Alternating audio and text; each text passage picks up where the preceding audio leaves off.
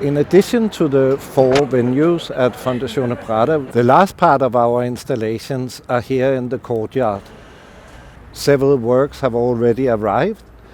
For instance, this car behind us with 2 young guys lying inside, spooning, sleeping, taking a nap.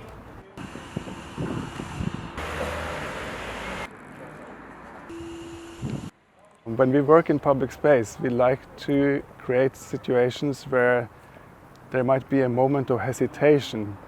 We place objects that are on first sight kind of recognizable, but there's a twist to them.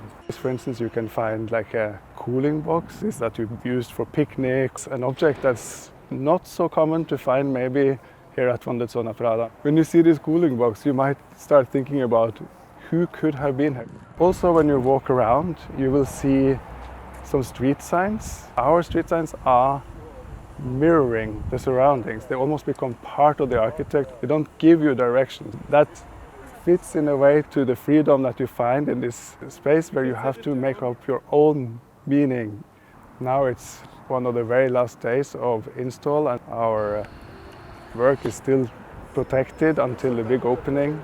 We're very excited to see the audience come in after having worked on this now for 4 years.